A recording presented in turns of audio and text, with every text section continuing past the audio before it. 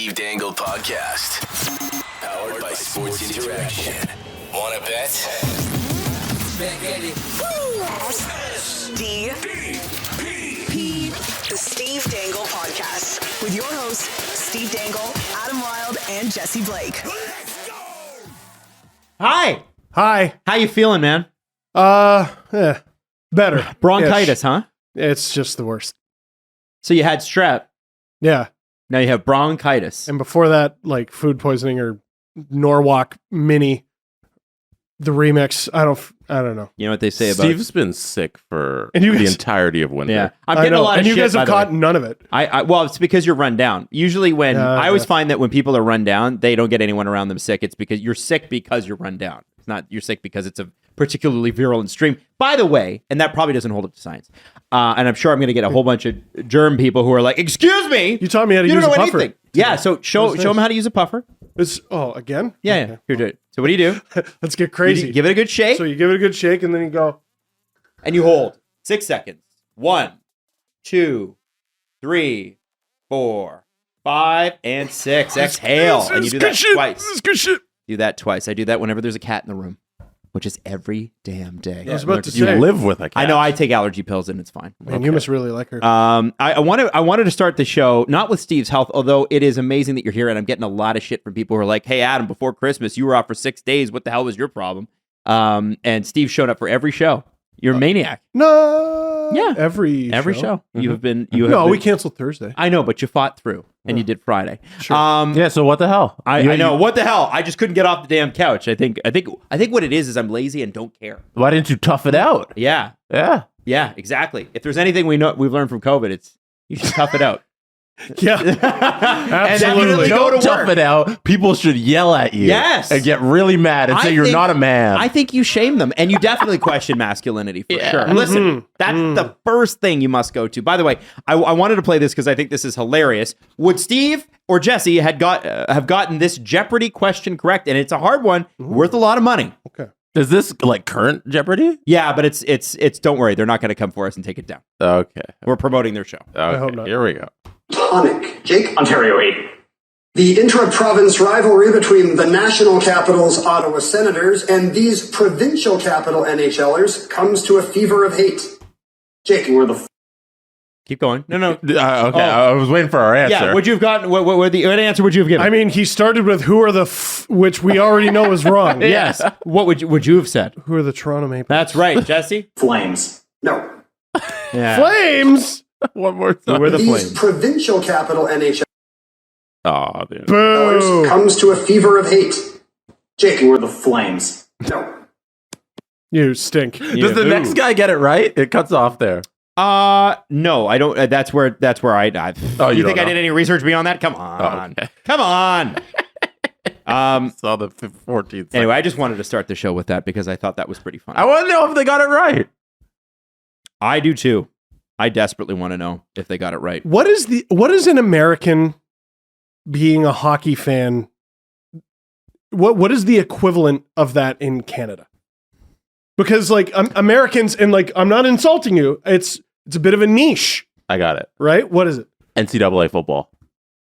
NCAA? Yeah. Yeah. I think like if there's Canadian Jeopardy and you ask a question like that about an NCAA football Yeah. team, the Americans sitting there watching Canadian Jeopardy be like, how the fuck don't you know that? Ohio State Buckeyes, obviously. Yeah. And you would be like, I don't know. But they'd be like, this is the most popular thing.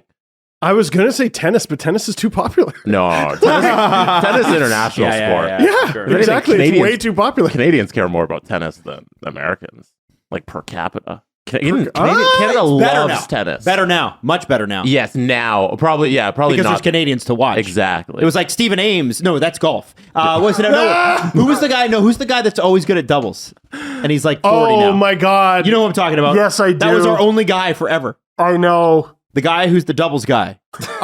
We're old because we grew up and it felt like Canada had one person for like Well- every sport, and people grew up watching them, and now we have tons. So- we spread. The thing in Canada too is that they always put a little red maple leaf next to their name And on we're the like, ticker. That's our guy. he's 40th. He's 40th. Daniel Nestor. That's right. Thank you. I don't know why I said Stephen Ames, but here we go. Stephen Ames, the golfer. Yeah, Yep. he was the one. He was the one. along with Mike Weir. maybe that guy who won a Masters. Yeah, which he won Mike on Weir. my birthday.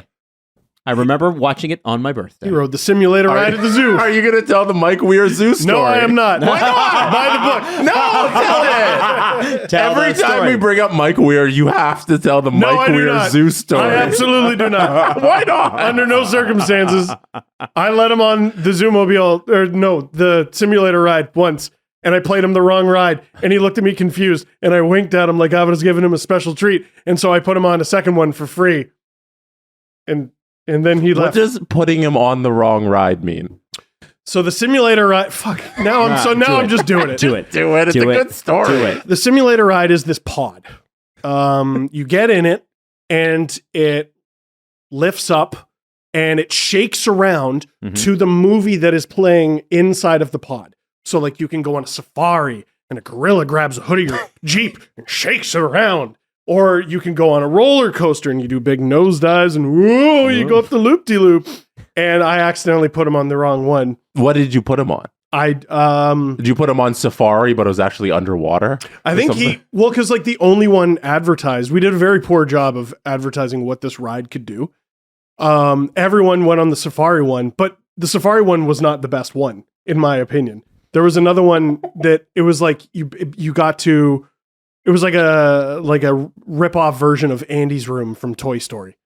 And that one I thought was really cool. And it shook around the most. And whoa. We're talking about 2009 VR. Yeah. Whoa. And I think I put him on that, and he was very confused.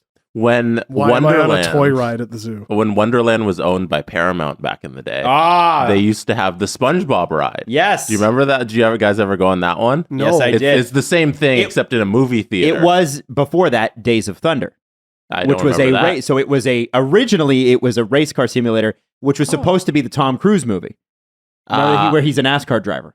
I did a Shrek one, I think, at Universal Yeah, so then Studios. it Somewhat became similar. SpongeBob after that because Days of Thunder became kind of outdated and everybody's like, I no one never cares. heard of that movie. Yeah.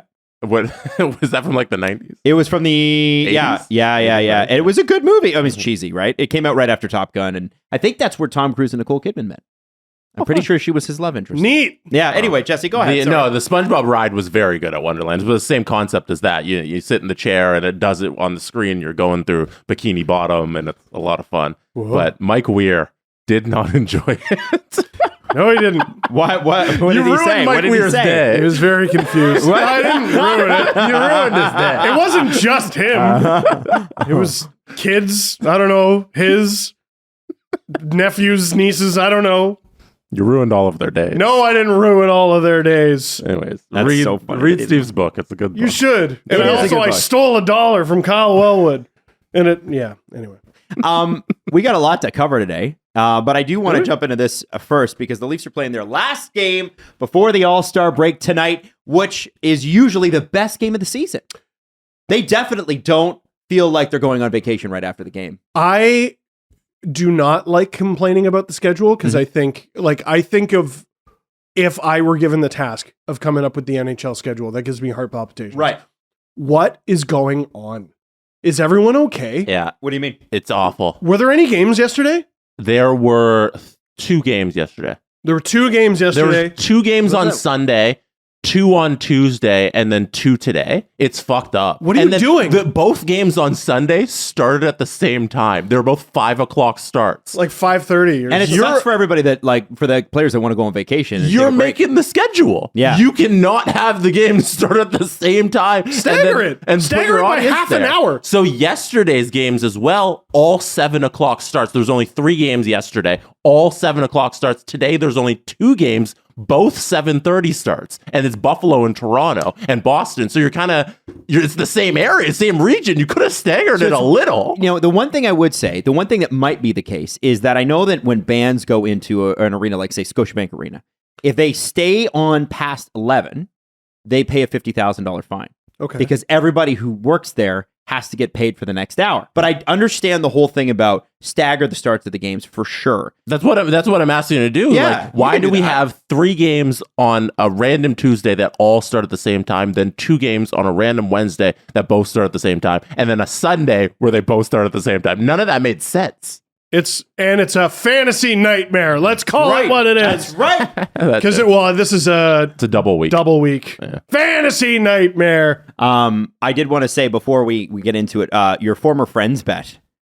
Who's your former friend on the Bruins, guys? Nick Foligno? That's right. Now, do you take Nick Foligno to score on Sports Interaction? You know what? Yeah. You do? His name's been in the news too much. So Toonie Steve, dropping $2 on it, you'd get $9. Really? The odds are that? $4.50. Oh, yeah. Would you That's take an that? easy You take that Toonie one, drop. Jess? No. Because you can also take the no. What are my odds on the no? The no is a 116. That's like a yeah. Getting back a couple pennies. I'm taking a yes on that. That's how weighted it is. What's going on? Take my pennies. Have some faith in Nick Foligno. I know. Goodness gracious. I know. And I just want to know how Jesse's feeling about this one because again, William Nylander's having an unbelievable year this year. William Nylander to score 50 goals this season will pay you about $9 back. It's 4.5. You still feeling good about that bet, Jesse? If you put $2 down on it, Steve, I think I already did. Well, that's tight. That is tight. I like both of them. I like that he's going to lead the team in goals, and I think he hits 50. Okay. Lead the team in goals. I'm pretty confident in. 50's tough. There's 2 quote dry February bets too. Okay, you ready? The over under. How many wins will the Leafs have in February? Over 5.5 or under 5.5? Keeping in mind it's a short month. I was about to say how many games. Give us the. I will. game. I'm just looking that up right now because There's 20. 20 games. Sports Interaction just thinks they're going to be so bad. I'm pulling up the thing Dave right now. definitely did that. Yeah, for sure. Well, You guys stink. typical Jets fan. I think where's the schedule? Oh my gosh, could NHL websites be any slower? Is it possible? They have 1, 2, 3, 4, 5, 6, 7, 8, 9 games. Do they have? It's 5.5 is the number. So do they have 6?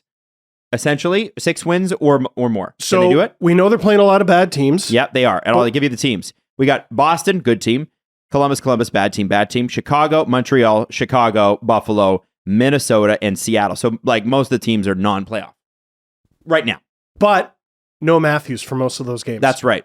I think they get at least 5. Yeah. But 5.5 It's is the number. 5.5. So that means they got to get 6. It means only 3 losses. 6 is hard. 6 and 3 is, that's really It's a tough difficult. one, right? Okay. And you know overtime's going to be involved. Ooh. And you get better money for under, by the way. It's a 202. And then here's my other question. What range would you give them to how many wins are they going to get in February? What's your range? 5 or 6? 5 or 6. Okay. So here's the question. There is a dry February bet of 0 to 2 wins. Oh, come on. Okay. So that's 9 times your money. There's 3 to 5 wins. It's a good bet for if you're a Leaf hater, I guess. 3 to 5 wins, 2.75 times your money. 6 to 7 wins, 2 times your money. 8 to 9 wins, 6.5 times your money. Wow. 3 to 5 seems like the winner for me, just because I feel like it's going to be 5. Well, they could go. So let's say they get 4 wins, and you said 9 games. You can go like 4-3-2, which is above 500 but under. Welcome to Gary's NHL. Ooh. Welcome to Gary's NHL for the like next that. 30 years. I like that. We'll have more Leaf stuff a little bit later in the show, but I do want to get started with the thing really that we missed almost immediately after finishing recording the show. Oh my God, I forgot. Bo Horvat. I don't know if you've heard about this guy.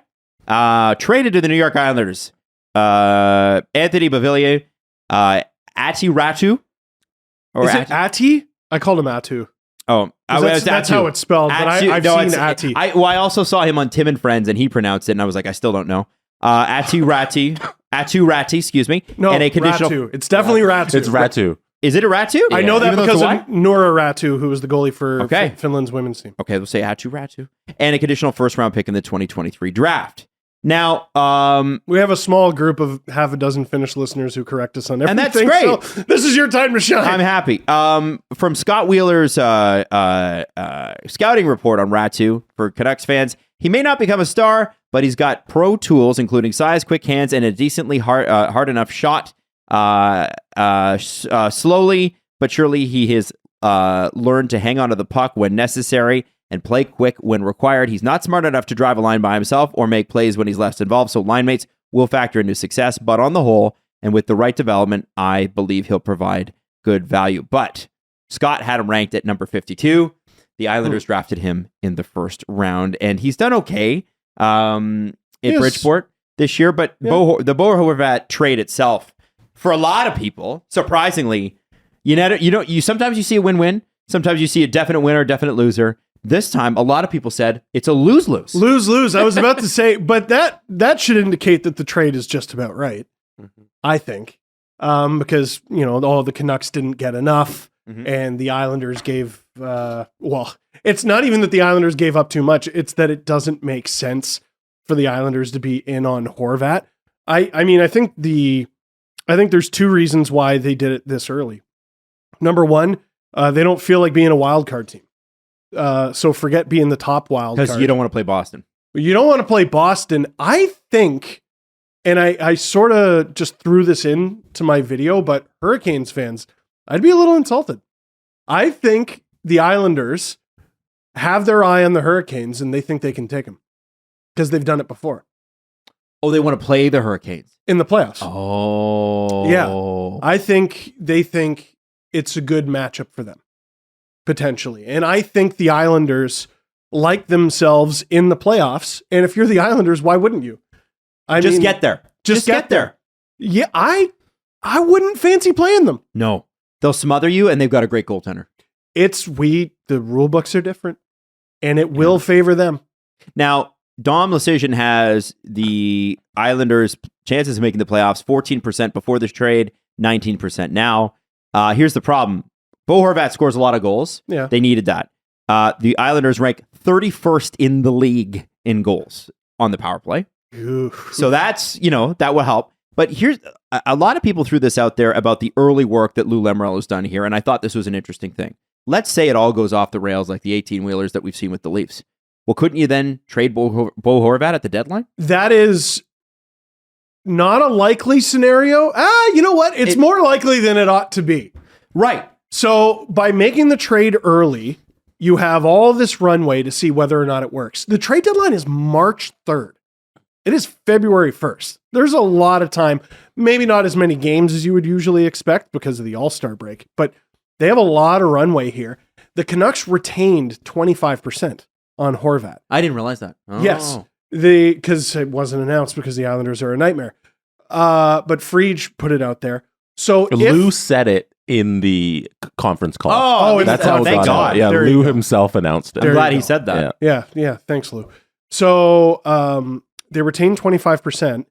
So what's 25% of 5.5? Or actually, if you look on Cap Friendly, you can see what Horvat's current cap hit is.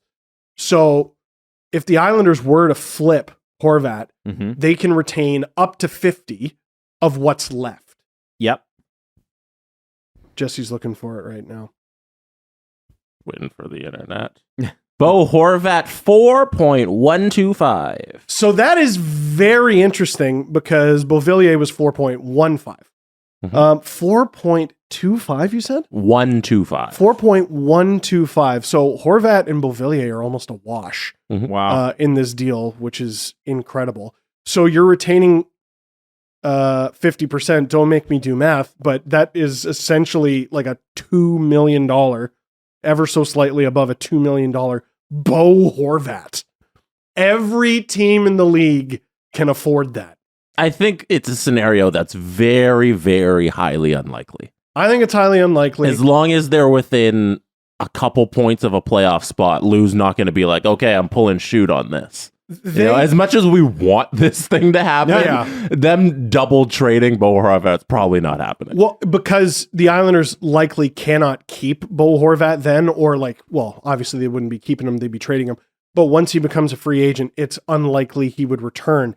And the Islanders need Bo Horvat for next year because this first round pick is an enormous wild card. It's top 12 protected. So if the Islanders don't miss it, there's a fairly solid chance it'll end up in the top 12. which means it goes to next year and it won't be protected. Mm-hmm. So you're potentially giving up. I mean, if the Islanders aren't a playoff team this year, they're definitely not a playoff team next year. And now you're talking about giving up potentially a top 3 pick.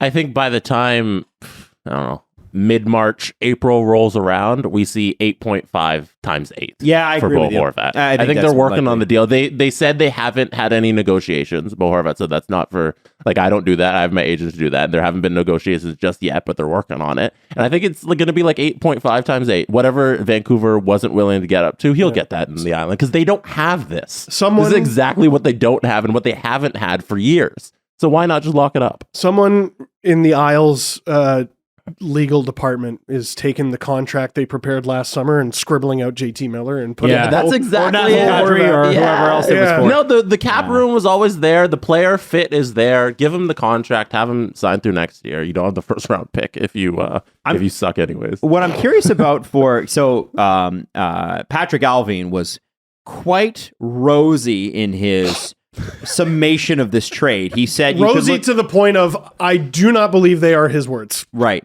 He said you could look at this trade like the Canucks acquired 3 first-rounders. Now, I think he was being cheeky because Ratu was selected in the first round, although many had him pegged in the second round. If you go back and look at central scouting and all that stuff, and not early in the second round, late in the second round. Mm-hmm. Then you've got Beauvillier, who was drafted in the first round 8 years ago. I think he'll benefit a lot from this trade. And then you've got the conditional first round pick. Now, That's by definition, he's not wrong, I guess. Wrong. You could look at it like that. In fact, you must. He's look at not it like right that. either. He's not right. But what's weird about Beauvillier He's is that more wrong than he is right. he's a useful player. He's probably making a little too much money for his performance, although maybe he needs to change his scenery and a little more ice time. He's 25. 26. Is he? Yeah. Oh. And I'm My video was on. curious about Beauvillier because he doesn't seem to fit where the Canucks should be going. This is another problem. Like window-wise, he's now headed into his prime. It's like they got another Kuzmenko. Like, yeah, okay, no, good. It's good to have good players, but what are you doing? If they don't take a big step forward next year, you can always trade Beauvillier. Yeah, so he's an asset. He is an asset. It's good to have assets, and then you 25. Oh, he is 25. Oh! Okay. Sorry, the Nice Athletic detective was sleep. wrong then. Eat a bag of shit. 25 years old. Big old bag of shit. What was I gonna? Yeah, You're talking about you. Beauvillier. Listen, the Canucks have to score their way out of every problem.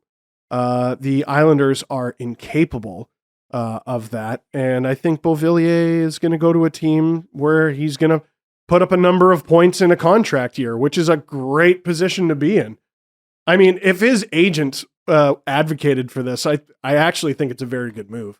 Well, because they're going to have to be offensive. Mm-hmm. Yeah. Yeah, And like he there's wanted no out of New York for a while now. Oh, did he? Oh, yeah. I mean, there's no worse place to be as a young player in a contract year than on the New York Islanders. I'm not saying the team is bad. I'm saying that you go into every negotiation comparing yourself to your peers, and you're going to have less goals because that's just not what they do. They don't score. They don't score. They don't let you score. That's how they win every game, but they don't score. They don't score. Like, there's a reason you look at his numbers and he has like 30, 40 points every year. And you're like, how did he get $4 million? Well, because that's like 65 points. Well, because on the both Islanders are teams. still the dead puck era. They are. They are, man. So I think he's really going to benefit from being on the Canucks. I think, too, Barzal's going to get a lot more assists. He finally has a guy who can finish. So that's interesting because they have Lee, they have Brock Nelson, and they have Bo Horvat, all three guys who kind of score the same way. Then they have their designated creators in Bailey and Barzal. They don't really have guys who can do both. Horvat doesn't create well. If I had one big knock against his game, people talk about offense versus defense. What type of offense? He doesn't create it. He's a finisher, which is good. You need finishers. We keep talking about how it's allegedly the hardest thing to do in the sport, but I think the Islanders have gotten caught up in recent years with this idea that Barzal can just do everything. Yeah. And he can't. It's not fair. It's no. It's not. Now, Back to the Vancouver piece for a second, because you're talking about Beauvillier going in the deal and how it doesn't really make sense. It's a look into that Jim Rutherford is still sticking by the words he gave in the press conference, because he said in the press conference that he's looking for guys in a certain age range, and it was the 23 to 26-year-old. And it's still, to me, that they're so hard-headed about the roster construction here in Vancouver that they still think they have a little bit of a window here. And they're not going to try and rebuild. Like them adding Beauvillier to this deal, and be like, okay, New York, we'll take on your problem here. That just to me screams like they're still not changing anything. Well, and when they were in the bubble playoffs, who was better than Bo Horvat? He had 10 goals in 17 games. Mm-hmm. Which window does that fit? But the Jim Rutherford, because I believe he's the one still orchestrating all this. Like Patrick Alvin's out there talking, but it's not his words. Rutherford said he wants these players in this age range, which Beauvillier is, because they still believe that they can win. Yeah. And it's ridiculous. Yeah. Yeah. We'll get to that, by the way. What? I'm not gonna interrupt the show. We're gonna keep having this conversation, but there's something we need to get to. So I just said stay off your phone. Oh, okay. Because it's worth it. Trust me. Sorry. And Jesse, I think you're right. I think there's I was just taking the time. No, I'm just telling you guys, I'm just kind of just show managing here. I want to say this. Bo Horvat thought he was going to be a Canuck for life. Canuck fans don't love that. Don't love hearing that. I want to ask, if you're a free agent in the NHL, and I'm not talking about a guy like who's like a fringe guy who's looking for a deal anywhere they can take it. I'm talking about a legitimate free agent. And maybe it's a while before the Canucks can even go out and sign that because they're right up against the cap with a bunch of bad contracts anyway. Why would you choose Vancouver at this point? As a UFA? Yeah. It's a really nice city. Yeah, sure. All that's true. But I'm talking about the organization. Right. There are plenty of really nice cities, and nothing against Vancouver. It's gorgeous. Yeah. The guy who really wants to be there is the captain. All he wanted was an extension that was fair. So maybe that's part of the reason why you're happy to get Beauvillier. He's a guy who's under contract. Right. Right? Yeah. It just seems like the organization needs to... I still don't understand the direction. I don't get it. Okay. But, let's say this year, things really don't go the Islanders' way. The Canucks get the 13th pick out of it, and they choose to keep it. And they win the draft lottery. So they get Connor Bedard, and you pick whoever. You'd give that away like as a present to someone because you're in such a good mood. You have Connor Bedard. Rebuild done.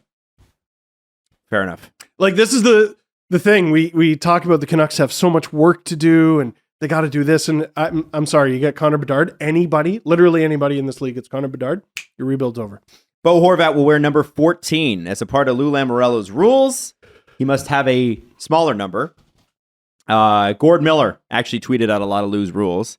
He said, among many of Lou's rules, he doesn't like numbers higher than 40. The two exceptions are Casey Cizikas, which predates Lamoriello with the Islanders, and Jean-Gabriel Pageau, who was allowed to keep his number 44 from Ottawa. Some of the others, no facial hair except in the playoffs, no long hair past the collar, no jewelry, necklaces, or earrings. Jackets and ties must be worn 2 games and on the team bus and plane. No broadcasters or media on the team charter, including team broadcasters. A lot of people, including Brooks Laich, former Toronto Maple Leaf, he said his rules are a joke.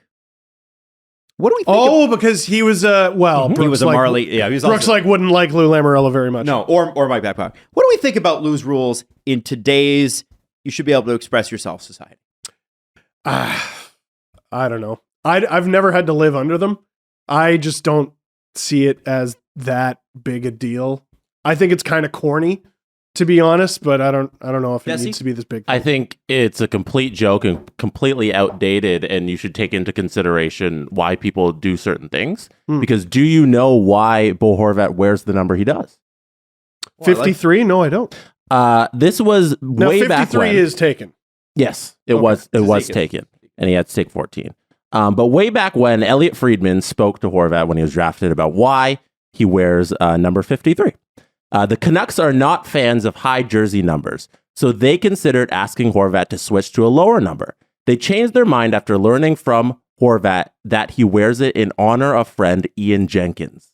Horvat and Jenkins, a goaltender, were both picked by the London Knights in the 2011 OHL priority selection, 9th and 29th overall, respectively. Yes. Just after being drafted, Jenkins was tragically killed. He fell out from the back of a pickup truck. He was 15 years old. I remember this. Horvat wears 53, which is an inverse of Jenkins' number 35 that he wore as a goaltender in memory. Wow. I like that. I like that too. Yeah, and I think These hard line rules where you don't take into consideration that people are humans and might have feelings toward things. And I think that's a bygone era, and we need to start moving into a situation where, hey, maybe you're wearing this in honor of your friend, and you can wear a high number if you please. I think I'm less. I was more thinking the like dress code or the facial hair thing because, like, I don't know. I'm used to being told a little bit like, "Hey, take care of yourself" or something because I have to be on camera. Steve, you look like shit today. You're like, can you not? The number thing I've never that I don't get understood. That I don't get. Well, and like Burke was one of those guys too. I feel like I'm getting deja vu. Did we talk about this last show? Yeah, we did. We did. Yeah, Grabowski went from 84 on the Habs to 54 on the Leafs, which is also high. But went back to 84. And then went back to 84. Who gives a shit? Yeah, just it's a number. Who cares what the number is? Who was the GM when Horvat was first drafted? Benning, or was it? It must have been Benning. It wasn't Burke. Could have been Gillis, but I think it would whoever had, because remember they traded Corey Schneider. Who traded Corey Schneider? Was it Benning or Gillis? I think it was Benning. It was with Lou. Oh man. Yeah, how long is Horvat is a bit of a 2014 gray zone for me. I don't remember when he was that the drafted. Freddie the Goat year? No, I was 13. Ah. That's a tough draft. All right, Canucks general managers. 08 to 14 is Mike Gillis. 14 to 21 is Jim Benning, and Horvat was drafted when? Yeah, well, that's what I'm trying to figure out. I know when Benning came to power. It had to be Horvat draft 2013. Oh, so it was the Freddie the Goat draft. It was Gillis guy. Mike Gillis, yeah. Oh, Okay. wow. He's been there a long time. But like, there's a little leeway from Gillis, you know? Yeah. When you have a story like that. I did want to say that, and this is a secondhand conversation, so I'm paraphrasing, but I do know somebody who worked with the Leafs organization who was high enough to see Lou every day. No longer works there, so I'm not talking out of school. He asked him about this. He asked the fucking guy. Yeah. And what did he say? Coleman. No, he said, so he was like, Lou, like, listen, I don't really have any issues with this, but why? And Lou's opinion was that, especially for, at that point, you're talking about the Toronto Maple Leafs, who were known for a very lackadaisical culture, the Muskoka Five. I don't know that's fair to those players, by the way, but that's what people called them. It was a organization that continually underperformed. So you have to put it in that context, and you bring in Matthews, Marner, Nylander. You come to Toronto, and you're an absolute god from the time you're 18. And he's like, these guys, so Lou said something to the effect of, these guys can go out and afford anything they want. They're making more money than most people in 1 year, even with a rookie deal, than most people make in 10 or 15 years. And what his thing about being cleanly shaven and putting on a suit and making sure it's pressed and all those things is that it gives them structure.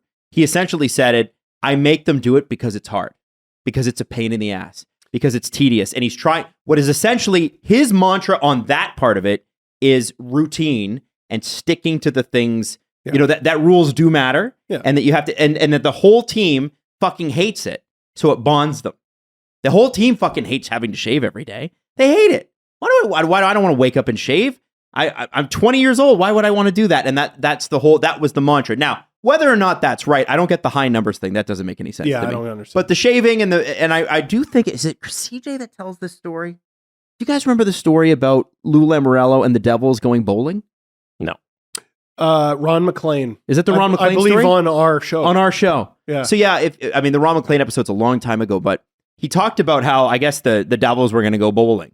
And they were going to fly to this thing. Yeah, I don't remember that it was bowling. Or whatever. They were going to do something like easy, like something like bowling, right? Mm-hmm. And something where you would wear track pants to. And Lou said, okay, well, they have to make sure, they have to wear a suit.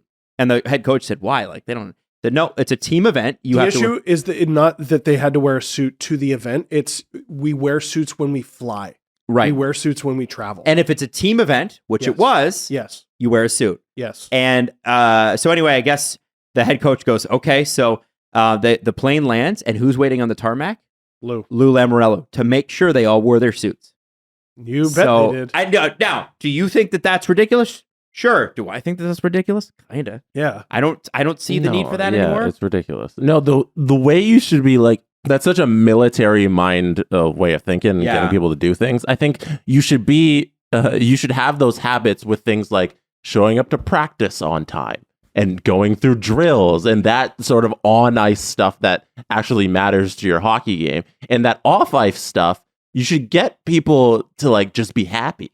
Cause like, I think I bring this up all the time, but like people perform under you as managers. When they like you, they perform better. When they're happy, they perform better. We've seen it in the research. When you're berating somebody, they're going to perform worse. Mm-hmm. And if people are unhappy at their job, they're not going to do a better job at it. And if making them shave every day is annoying, they're going to perform worse. You reminded me of a few things. So I used to be in the Leafs locker room a little bit more often during the 16-17 season. And I do remember hearing a couple stories. One was, do you remember that rookies were banned from intermission interviews? Mm-hmm. So rookies were not allowed to do intermission interviews. But then there's Rogers, who pays all this money for the rights. And they're like, okay, well, what if Matthews gets a hat trick in his first game? Well, okay, we'll cross that bridge when we get there. And then sure enough, he scores 4 goals in the first 2 periods. And it's like, can we talk to Austin? And I think the Leafs had to relent, like, okay, I guess he sort of broke a record. But most of the time you walk in there, I'm like, oh my God, look at all these kids. We can only speak to like 8 guys. Like, no wonder he liked Roman Polak so much. He was one of the only people we could talk to. Mm-hmm. It was like him, Hunwick, Riley must be sick to death of like everyone in the Toronto media by this point. And now it's 5-6 years later. Mm-hmm. Bozak, JVR, Kadri. Like, that's it. It's such a ridiculous rule. It is, but I guess everybody's got their thing, and Lou's got his thing, and I think it's outdated. And you know what? Lou's pushing 80. I'm not surprised that he's outdated. Are you surprised that an 80-year-old has weird traditions that are outdated? He punched 80 in the mouth. Oh, has he already punched? I'm pretty sure. Yeah. Good for him. Now, the reason I told you not to look at your phone and rudely interrupted Jesse was because Brad Marchand just called you out on Twitter. No. Oh, really? What did he say? Well, it actually isn't bad at all. Okay. So I want you to look at your phone. Yeah? I want you to look at your phone. We're going to talk about this because there's no way to avoid it. Okay. He's in Toronto. Of course he's going to pick at people from Toronto. Yeah, I don't give a Of course he's going to pick at people from Toronto. It's not that bad. Don't worry. See? I told you. That's pretty funny. You. So that's good. It's a good tweet. It's a very funny tweet. You should print out that tweet and put it in the blue room. Absolutely. You should frame it. That's a good one. Absolutely. And you know what? I think he needs to call it on LFR tonight. Here, wait. He's coming up with a response. Jesse, my question to you is, did Brad Marchand take it easy on Steve? Yeah. Based on what you saw. And we will read this in just a second.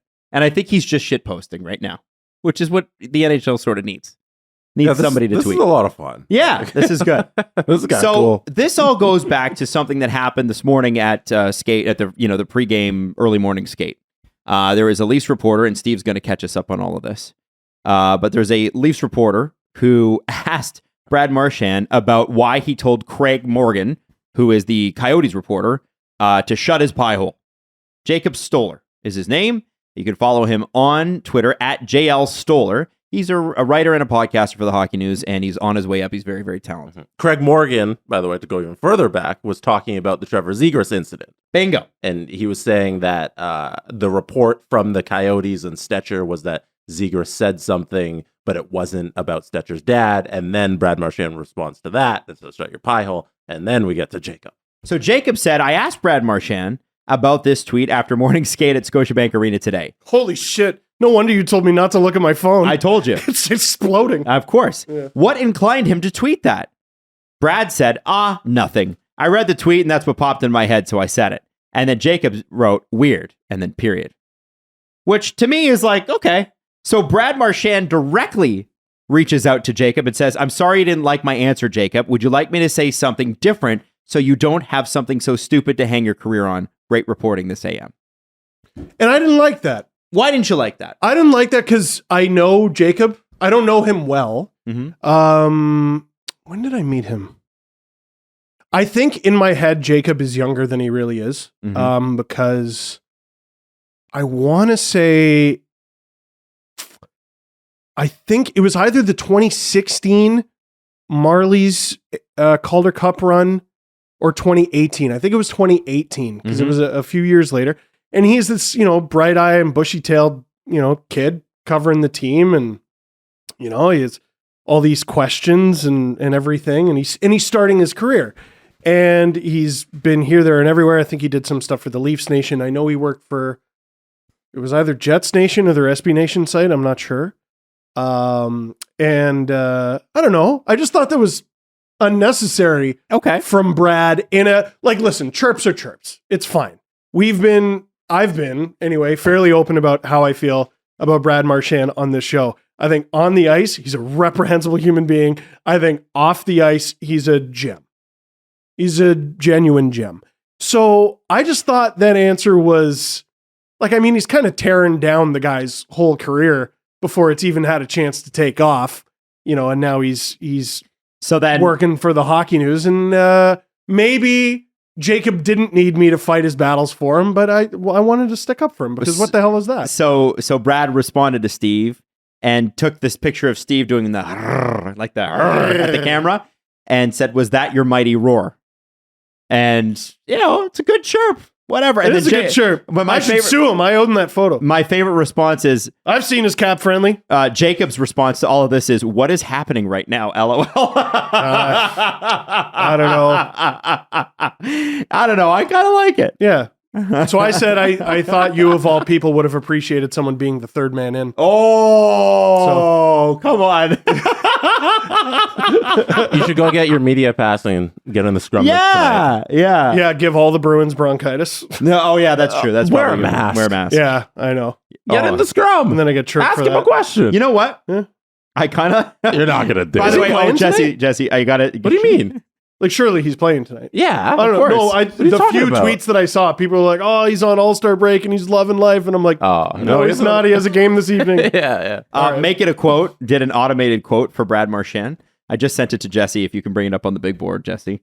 It's actually really funny. It's Brad Marchand holding the Stanley Cup saying, "Was that your mighty roar?" Make it a quote on Twitter. Love that. I want to listen. I seem to recall that I think tweet being today and not 12 years ago. I kind of like the fact that there's a little bit of shit talking here. I like this. Oh, I love it. I love it. And it's not even the Maple Leafs. You're like you're pulling all the attention away from the Maple Leaf Stars. Well, but also that's a fun chirp. Yes. I don't have a problem with that. I just thought he crossed the line a little bit with Jacob, and I want to stick up for Jacob. That's Okay. all. So I don't think he's a bad guy. I just thought that one thing was untoward. Luke Fox, does Brad Marchand chirp with any of the Leafs? There's not many guys likely to get into it. Mitch is out there talking about video games and his dog and those terrible new skates he's got out. Other than that, there's not a whole lot of guys who are into it. And he's, of course, making fun of Mitch, just joking. And he said, I respect his game. I think he's an incredible player. That's usually what I tell him, just that he's my favorite player when we're not playing him. I enjoy watching him. And things like that, the things that he does are really impressive. So he's feeling himself right now. Why wouldn't he? I mean, they're number one in the league by miles. They could lose, they've lost 3 straight. They could lose the next, 8 and still probably have a cushion at the end of it. Yeah, they're ridiculous. He knows it's fun to watch somebody who knows the stage and does it at that moment, because he's not going to be on Twitter for the last 2 hours now. He's just been replying to people on Twitter. He wouldn't be doing this if he wasn't currently in a hotel in Toronto. Yeah, they play in 5 hours. He knows he's in Toronto, where everybody cares the most about this shit, and he's replying to people right now. And he's giving answers like that because he knows the stages that he's on right now, and we're going to the All-Star break, and he can just get 3 days worth of news out of it. And he didn't have the stage last time the Bruins came to Toronto. Right. because of all that stupid Miller. Mitchell Miller shit. Yeah, because we were all focused on a Saturday night. We were all focused on Mitchell Miller. And they lost because of course they did. Yep. That was I was like, watch them lose. Yep. And that was back when I don't think they had lost in regulation at the time. Yeah, it might have been or something like Allmark was undefeated in regulation. They were something like that. absurd. Yeah. They were unbeatable, and that game took them down because of course it did, because their management were friggin' idiots. Mm-hmm. But And now he's back, and it's all good vibes. It's all fun. Yeah. And they're the number one team in the league, and he's feeling himself. He's going at Steve Dangle on Twitter. go for it. What, you think I'm upset about this? No, this is I'm great. upset he didn't include a link to my shit. I want to say, I'm so glad that you handled it like this and not how Bieksa handled Zdeno Chara chirping him on that podcast. Did you hear that? Remember back? So Zdeno Chara said that he had heard that Bieksa and the Canucks had been practicing their cup celebration and who they'd hand the cup to or something before Game 7. Oh yeah, right. yeah. And then and I thought, okay. And then they come out of the first period, and then they talk about like that, and they tease it going into commercials, like, and we're gonna get BX's response next. And I was like, holy shit, this is gonna be amazing, because BX is like a good chirper, right? Yeah. And then he came on and he's like, there's no way that happened. And he was such a sourpuss about it. And he's like, this is just wrong. They're just making up lies. And I'm like, Kevin, it's a joke. And I'm just glad that you're joking. Like, Wow. it's good that there's a little bit of levity here. Yeah, why not? Just chirp the shit out of each other. Brad Marchand talk shit. Yeah, that's exactly. cool. I mean, great. Now, I want to go back to Vancouver for just a second. It's like getting kicked by Bruce Lee. That's what he does. So It's great. from 32 Thoughts, Elliot's been talking about this a little bit. He said, let's see how things play out when Thatcher Demko returns. The fact that he signed to a bit of term makes him attractive, and teams will want to get a feel for what Vancouver is thinking. Buffalo, Columbus, LA, and Pittsburgh all make sense. Sabres and Blue Jackets can afford to be patient. They're thinking long-term, but others would need to know he can make a spring 2023 impact, particularly with the price to be paid. Will there be enough runway between now and March 3 to convince buyers that Demko is ready? Pittsburgh's goaltending's crap. They You know, need like to Casey address Yeah, but it. Jari's been out. Yeah, I know. They have to deal with it now. Okay. Is he not coming back? I don't know, but it I doesn't. thought he was. He's not been good when he's been in. That's the problem. Oh, I thought like he Pittsburgh's had. goaltending is one of their biggest weaknesses, and you have to win. You have to win. Crosby's 36, 35. You know, it's another reason why the Islanders kind of going for it. Isn't that nuts? Look at the two teams in the wild card right now. It's Washington and Pittsburgh, isn't it? Yep. I don't really see any of the top three teams in the Metro dropping out. I don't either. Why not? Why not sneak into one of those wild card spots? Yeah. Try for Carolina over Boston, although Carolina just kicked Boston's ass. Yes. Like, I like that a lot. Dude. I just want to say this. I think it's kind of cool when you got a big goalie like that in play. Demko. Yeah, because really any team that picks him up, like the fact that we're talking about Buffalo and we're talking about Columbus, who's at the fucking Buffalo getting Demko's huge. would be huge. Think about how perfect it would be, though. Forget Pittsburgh and Buffalo. Think about how that resets Columbus, right? Although if I'm Columbus, I'm waiting till the draft because I don't want there to be a chance that I start winning games. I look at Demko similar to how I look at Merzlikins. Because people are talking about how Demko, before he got injured, wasn't having a good year. Yeah, his team sucks. They suck. They're not good. So, Merzlikins is garbage. Is he? Or the Blue Jackets is garbage? He seemed fine when they were good. Maybe he's better in a platoon role. Like somebody to put him in his happy place, right? Could be, but like Demko, more than Merzlikins, has a pretty good track record of being really difficult to beat. Yes. I mean, geez, if you think you don't need to go through a rebuild, if you're Vancouver, keep the guy. He's good. Do you need more? I don't think he's good. He's a good goalie. I think he's going to be successful wherever he goes. And just before Pens fans get mad at you, Jari's back in the lineup. He's played the last 2 games. How did he do? He was injured at the Winter Classic. He injured his leg, ankle, forget, and he missed like 2 weeks-ish, but he's back in the lineup. He's had a pretty good season, 924 average. Last 2 games have been there you go. Pretty good. But he's been in and out. I don't think that was his only injury. 27 games started this year so far. 27, so he's played half. Yeah. About right. Should be playing more. Had his fair share of games. But yeah, I think there's it's weird that Demko's on the market because there's definitely an option to hang on to him. Well, because what's the rush here? Well, Demko being on the market is an indicator that everything that's not nailed down is going in Vancouver. But that's not how just they're signed operating. Kuzmenko. And they just bought him Bavilier. Yeah, none of it makes sense. Well, I think we'll know. If Demko's out the door, then we know. But if he's not, then we still don't know. I don't know what they're doing. I don't know if they've made that choice yet. Right. But this is the How do you operate? But this is the most dangerous place for an NHL team to be. What's the question, Steve? What are you? What are you? And we can't defend is not an identity. And that's currently their identity. They can't defend. They don't know what they are. We can score some goals. We have a pretty good goalie when he's healthy. We cannot defend at all. You might think of that as offense first. Nope. Your flaw is not supposed to be your identity. Mm-hmm. There are some teams that lean more one way than the other. And it's similar for the Islanders. We cannot score is not a good identity. We play low event games. That is an identity. Do you see the difference? I do. They've went from low event to we can't score. If they can get back to simply low event, I think they'll be difficult to beat. I'm also curious, just as on the Islanders thing, are you guys not curious about this too? Why did they fire Barry Trotz? Well, and did you see the rumor they could bring him back? I didn't see that. Well, because of all the supposedly Barry Trotz and Lou are still talk. Trotz is still under contract with the Islanders, and they were on one of the worst skids in the NHL. We need a new coach. Who should we bring in? I don't know. Trotz is available. I wonder too. That would be. It wouldn't be the wildest thing Lou's ever done behind the bench. I remember the Devils were squarely in the playoffs. Lou fired the head coach anyway and was like, "I'm going to coach now." Yeah, mm-hmm. I think that happened in the '90s. It's crazy. Trotz, and I don't know this, but Trotz to me has the air of a man, I guess, trying to figure out what he wants to do. At this point, or maybe just needs a break. I.e., Paul Maurice last year.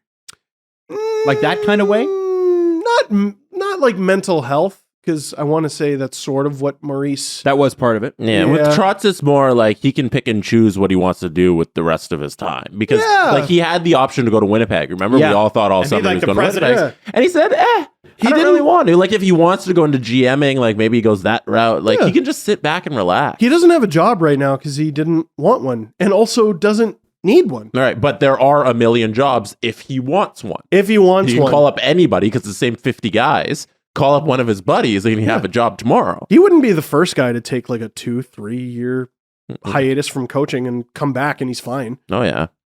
How long was Daryl Sutter not a coach for? It was a long time. People kind of forget that. Yeah. It was a long time. Yeah. Because he got into management and then he got fired and then he just sort of farmed for a while, I think. Yeah. And then he decided, you know what? I'm going to be a head coach in the National Hockey League. That is a free man. Yep. I just decide. Sorry, I should have put the mixer there. Don't worry about it. Just decide when I get to be a coach in the best hockey league in the world. That's just not a bad. Hey, not bad at all. Not bad at all. Think you know which way it's going to go? Make your bet at Sports Interaction. Thank you. We're on the road to the Super Bowl, and Sports Interaction has you covered pregame, live betting on all major sports, and prop bets if you want to bet. Prop bets are our favorite. Head to sportsinteraction.com/SDPN. 19 plus, please play responsibly. CJ here, along with Julian McKenzie. If you can't get enough hockey, The Chris Johnson Show is everything you need to know to stay up to date on the latest news and analysis. Chris and I are excited to provide in-depth conversations, expert insights, and a healthy dose of hockey banter. I love some nonsense too, Julian. Don't miss an episode of The Chris Johnson Show. It's available every Monday and Thursday on your favorite podcast platform. See you there, and peace. This episode is sponsored by BetterHelp. Now, we've talked about this before. winter can be a tough time for mental health. And one of the things that becomes a problem is by the time you, and this is, I'm going to speak from personal experience here. By the time you realize there's a problem, you're probably well past the point of you need to speak to somebody. It's like thirst. Yes, by the time you're thirsty. Yeah. So, if you're getting that inkling, the great thing about this is you really don't have to tell anybody. You can keep it to yourself. If you want to, obviously you can talk to people in your life, but if you don't feel comfortable with that, BetterHelp is really great. It's one of those places that first off, you get matched with a therapist and you can talk to them any way that you want, whether it's on the phone, video chat, or just text, any way that you want. And if you're not vibing with them, because the thing is with a therapist, a good therapist, you want to have a connection there, right? Mm-hmm. You can switch. And you're usually matched in under 48 hours, which is pretty cool. Convenient, flexible, affordable, and entirely online. If you want to live a more empowered life, therapy can for sure help you get there. If you visit betterhelp.com/STP today, you'll get 10% off your first month. So that's BetterHelp, HELP.com/STP.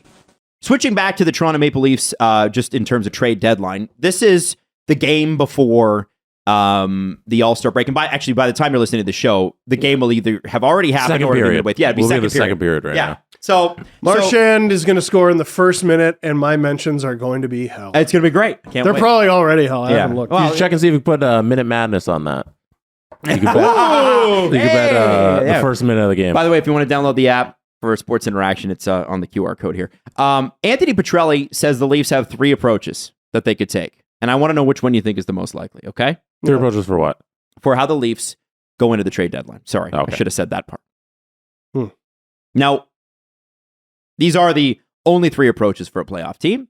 Steve's mentions are going crazy, so he's not Just listening. leave it. It's okay. It's full of people saying very nice I'm things. sure it is. This is why I was like, don't look at your phone. So the Leafs have 3 approaches, and I want to know, if you're Kyle Dubas, Jesse, and Steve, what approach do you take? Okay. There is the home run swing. So there's the Ryan O'Reilly, the Timo Meyer, the, until yesterday, Bo Horvat, whatever you want. Mm-hmm. There is the happy medium option, which is maybe like, okay, maybe like a Gavrikov or something like that. Okay. Well, I don't think there's any happy medium. What? Fuck him. Fuck Gavrikov. I don't understand the need for Gavrikov. I don't get it. You know what? Here's one Anthony mentions. Jonathan Toews. Jonathan Toews might cost you a second and a third. Or a third, depending on cap retention, okay? Jonathan Toews, if let's say he's your medium option. And then your conservative shore up the bottom 6 option, which is what they did a lot of last year. They did get Giordano, but they also got who was the guy? Colin, who was it? Blackwell. Oh, yeah. And, guys that you sort Ilya Labushkin. Yeah. Exactly that. What?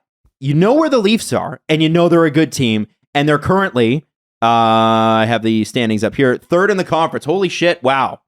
They are also 3rd in the league. Holy shit, wow. The Devils are about to pass them. Watch out. Fuck the Devils. Oh, what? I'm Stop kidding. saying fuck everyone. I'm just kidding. I'm kidding. I love the Devils. You know that. But the Leafs are, they're 3rd in the league right now, as of this. But you know that Carolina and Boston are ahead of you. The top 4 teams in the NHL currently are in the Eastern Conference. What avenue do you take if you're Kyle Dubas? Understanding, too, that a first-round pick, they don't have their second, they have a third. And, of course, everybody's calling about Matthew Nyes, and, of course, the Leafs don't want to trade him. I know. So, do you go for the home run? Do you go for the, somebody who can slot in and give you Calle Yarncroke minutes? Or do you go for, let's nibble around the edge and wait till next year when this Boston team has retired? Oh, my God. Yeah, this is the thing, man. I don't think the Leafs window is closing. It isn't. It's just opening, I think. I mean, last 3 years. Wish. I mean, they haven't won a playoff series, so you can't say they've, started climbing through it or anything. They've just gotten closer to winning a playoff series, which is no comfort to anybody. I just have such a hard time committing. Listen, if you want one of those big swings, you got to say goodbye to Matthew Nyes. And this fan base just doesn't want to do it. So let me ask you this, though. Sure. If that's the case, the Isles gave up a guy who's okay for Bo Horvat in terms of Ati Ratu. Yeah. Okay? Yeah. Ati Ratu is okay. Yeah. Matthew Nyes is a bona fide can't miss. Holy shit, this guy's going to be great. Is he, though? Why? At least that's how he's rated around the league. All right. Why is it that the Leafs have to give up Matthew Nyes? Because to He's their get best Bo trade Horvat, they didn't have to. They don't their got best- really anything else. I think Dubas has drafted wonderfully. He has. In recent memory.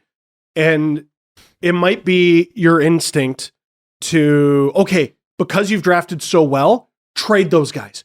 No, that is going to be your strength going forward. The big thing that this team has missed, people always talk about the salaries, and Matthews, high salary, really good player. Marner, high salary, really good player. Tavares, high salary, maybe overpaid, really good player. Nylander, Underpaid. Now, and you only got one more year of that, right? They've been able to go out and find like the league minimum guys. They have not had a crop. They've had like one. Kapanen or and two. Johnson a little bit. They haven't had a crop of dudes come in on their ELC and wreck shop on their ELC for 3 years. 3 years of ELC.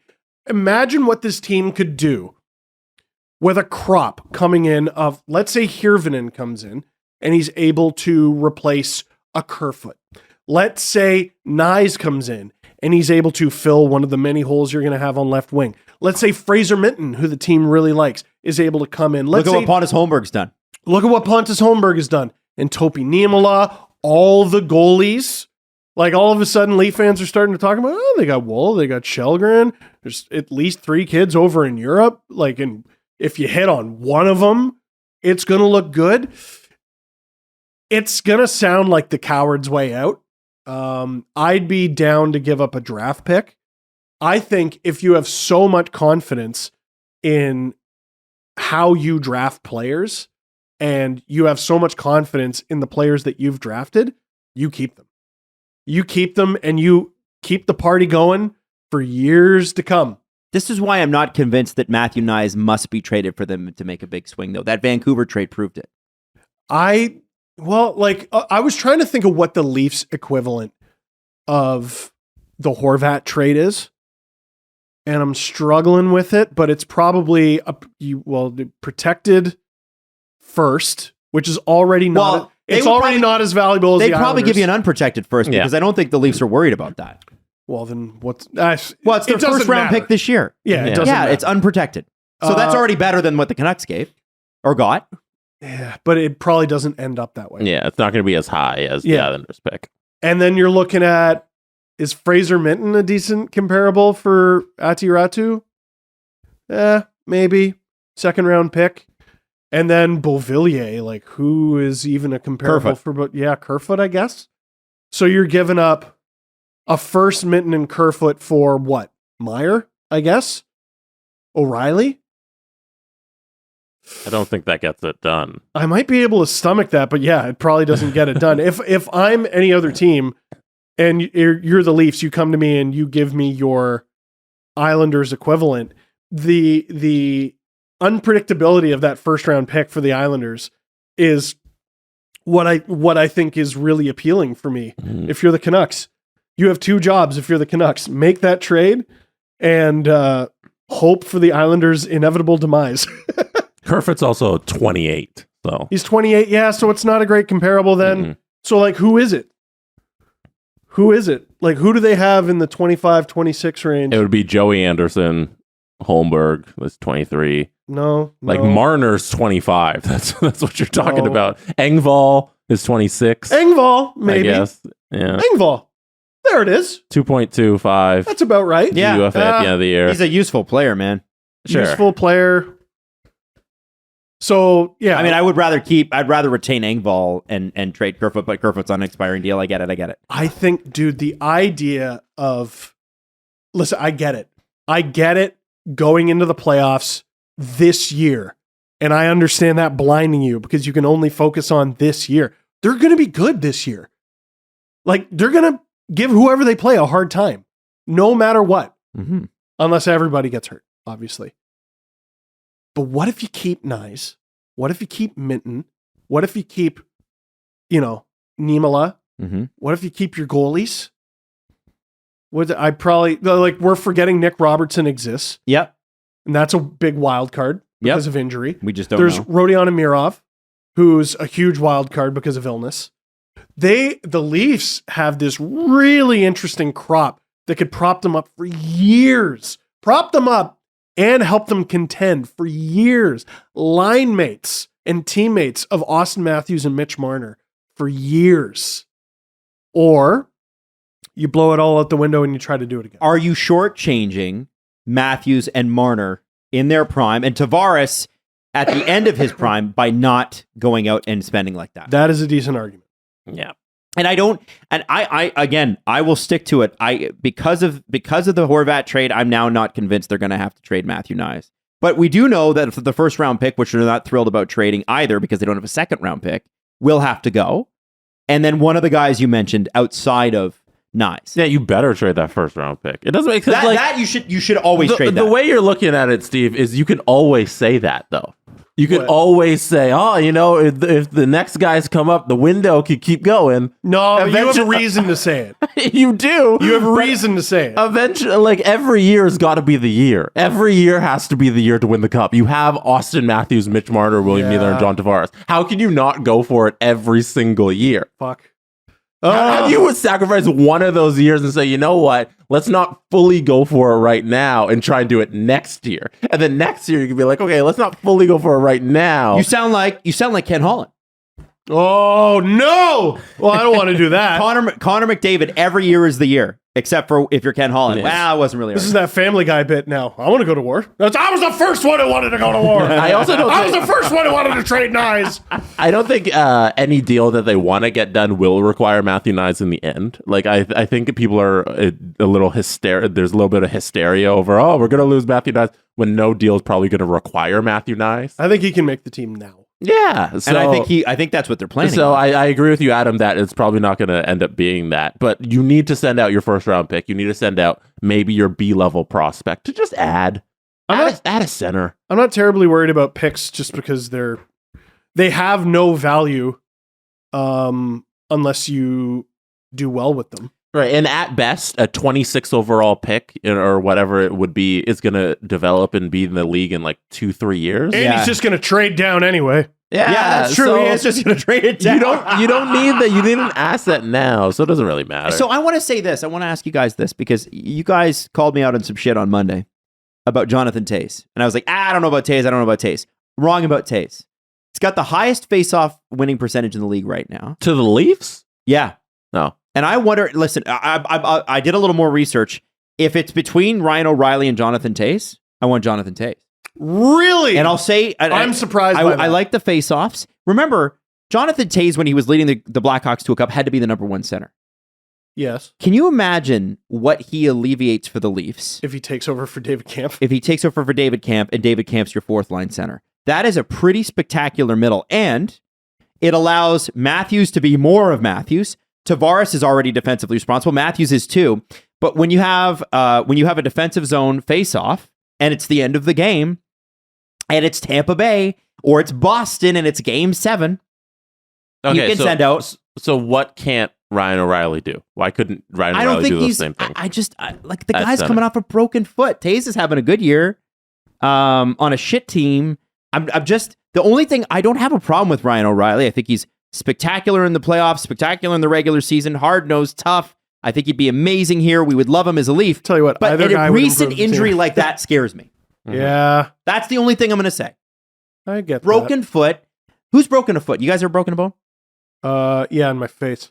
Oh, yeah. Yeah, not my foot. Okay, that's different. Jesse, have you ever broken a bone? Yeah, I broke my wrist. How long did... that's different. But how long did it take to heal? Oh, gosh. And feel normal? Like 4 to 6 months or something, like half a year. And you're an athlete. But I broke it playing football. Yeah, there you go. Yeah. Oh. It was in practice. It was really? Awful. Yeah. I was like 12. Oh, I got tackled from behind. I just didn't know how to fall properly. I was laying on my wrist. So, understanding that athletes have different pain tolerances and they have painkillers and all the other things that go into it, a broken foot scares me because that's your mobility. And that's a thing. He's not playing right now. Like we're all talking about trading for Ryan O'Reilly. He's still out. He's on IR. That's why I'm thinking Toews might be a really good one because it is technically, according to Anthony Petrelli's, thing, and I really love his articles. Yeah. It's a middle of the road option where it doesn't cost you an absolute fortune. But I look at the Leafs and I go, okay, they could use a Timo Meier, but which team can't? And New Jersey apparently is supposed to be super hot on him and really willing to spend to get him. Tyler Myers. And Tyler Myers. But I'm curious about how much are the Leafs really lacking up front? I mean, and how much are they really lacking on defense? They're lacking on left wing, and I'll tell you why. Sheldon Keefe isn't even 100% sold on Michael Bunting as your first line left wing, because in certain situations, especially defensively, he pulls him out. Who does he put up? Aston Reese. Like, all respect. So they're going to get a left winger then. They need one. Okay. Engvall plays his best hockey on the right, so I'm not even talking about him there. You hope Nyes can work, but you don't know. Kerfoot is it's a big jump to the NHL. So difficult to read. I just don't think this team is at their best when he's a center, so I would count him as a left, I guess. I think a center solves your wingers issue. Because centers can play wing. And also once you have the big three up the middle, then you have all these plug and play options on your wings. Man, Matthews Tavares Taves is some fantasy shit. Matthews Tavares O'Reilly. Like, they're all things that seemed completely impossible a few years ago. We had Gaudry. The Leafs had Nazem Kadri. No, but he blew it. Just those three names. Those three names. Throw those three names in. Like, let's not pretend Kadri is the same echelon as those two. He has his cup. He has not been a first line center. He's trying. He is trying. He's trying hard. Aren't we all? I'm still trying too. Still trying. Like, he hasn't been a consistent first line center. Yeah. Except for in injury situations, whereas O'Reilly and Taves have done that. Okay. What do you mean, okay? Okay. Let's not, dude. Seeing on paper, Matthews, Tavares, Taves, that doesn't do something to you? That's excellent. That's porn. I'll take that every day. That's hockey porn. Yeah. And Matthews, Tavares, O'Reilly. That's hot shit. That is video game fake card shit. Defenseman situation, I feel like it's good. Like, there's no problem. They have 7 defensemen right now. What's the issue? Why do we need to why do the Leafs need to go get a defenseman? It's fine. Only thing I'd like to see the Leafs do on the back end is if they could improve, which means take a guy out. Yeah, deal one of them and swap it and add an asset and upgrade that position. I don't mind that either. Because, like, I mean, geez, you can't have 13 defensemen, right? Like, you got to rely on, if there's injuries, you can use a Jordy Ben, you can use a Connor Timmins, you can use a Victor Mete when he's better. But with the way Liljegren's been playing lately, I feel like they've solved a lot of issues. Like, Sandy and Liljegren is great. Geo Hall, great. Riley Brody. If Riley can just play a little better, Brody's always going to be solid, but they're not looking the best together. But, like, there's 6 guys. You're not going to take. You're not taking Riley Brody out of the lineup. Like, it's not happening. The only thing I would do, or I would like an extended look at, is Riley, Liljegren, Sandy, and Brody. Brody on the right. Sandy can't do it. But I don't think Riley plays well with anybody who's not named TJ Brody. Dude, he's got to pick it up. I think that's the only partner he has right now, so you got to pair them together, and then the other 2 are solved. So let's go get a friggin' forward, get a winger, get a center. And if you can improve on Justin Hall, I think you should make that attempt. No. Justin Hall is great when he plays great and bad when he plays bad. He's good. Yeah, but, like, a Hall on a bad night costs you a game. What do you know about? That was not a pick. Can't afford it. That was not a pick. It was I wasn't referring to that. It was not a pick. It was a Wes McCauley. What? Wes McCauley did make that call. He didn't. He did. He did. Yeah. Or was it Eric Furlat? Oh, it was Eric. He was in the game. He's in the game. Yeah, I got that wrong. My honest question here: what do you know about Vladislav Gravikov? I remember he was Columbus's, like, 7th D in the bubble series. I don't know what has happened over the last 2 years that made him a first-round pick. I don't understand how he could potentially be worth a first and a third. Jarmo Kekalainen is really good. He's working the insiders right now. Well, he's really Here's what good I would take. at driving the price up on his guys. We know that. We do know that. He's really good at driving the price up on his guys. He didn't get a great return for Bjorkstrand, but he also got completely out from under the cap. which we know for the Blue Jackets is a big deal. Got a king's ransom for Foligno. One thing I do think works for Dubas is all the sellers. We know the Blue Jackets are a seller. We know the Blackhawks are a seller. We think the Blues are a seller. We're not totally sure. All the GMs trade with like 6 guys. Those are 3 of his guys. He speaks to all of them. I think that's a great thing. I think that's advantageous for the Leafs. One guy I think the Leafs ought to look at, and this is a guy Freach has been talking about a lot, is Sam Lafferty. He's had a good season. Like, if you're talking about a depth option, he's done really well on a shit team, and he signed for another year at $1.15 million. Here's an idea. If you're a team, if you're the Leafs, if you're anyone else, go get him and Taves in the same deal. Yeah. Why not? There you go. If you need help up front, there you go. 1-2. Boom. And you always need defensemen. Always need defensemen. No, he's not a defenseman though. Lafferty? Is he not? Oh, shit. Okay. I thought he was. He is a famed, if you're right now going, where do I know Sam Lafferty from? He is one of the many Buzz Flibbits and Mark Donks the Penguins have had over the years. Like, he's a center. I'm a knob. What the hell was that? All right. Because coming off of Gavrikov. Maybe that's what it was. Talking about oh, yeah. There you go. No, he's one of their many Buzz Flibbits and Mark Donks, and look at him, making over $1 million. Not a boy. We want to tell you again about Hockey Helps the Homeless. We got our mitts on. Hockey Helps the Homeless is an event with proceeds going to Durham Youth Services, February 10th at Del Park Homes Arena in Oshawa. Woo! I don't know if I've ever heard of Oshawa. Have you? I sure have, and I've skated there. Chance to play with pros. There's some ex-NHLers and women's Olympic players. Register as a free agent, or you can enter a sponsor team. I don't know what you guys are doing with your hands right now. We're wearing the Hockey Helps the Homeless mittens, which are actually really comfortable. Yeah, they're great. They're also looking for volunteers. So if you're somebody who's in high school who needs to get your 40 hours in Ontario, or you're somebody who just wants to volunteer and be a part of it, please register at hockeyhelpsthehomeless.com. You can also email Emma Langlois, who we love, Emma at hhth.com for more information. Register your team right now. hockeyhelpsthehomeless.com. The Flames have an arena, and it's called the Scotiabank Saddledome. Cool. Okay? The Calgary Hitmen tonight will play against the Regina Pats at the Scotiabank Saddledome. Connor Bedard's team. That's right. Capacity is at 19,289. Of course. The report right now, as of actually 6 hours ago from Scott Wheeler, is that it is sold out. You're kidding. For a WHL game. Watch him not play.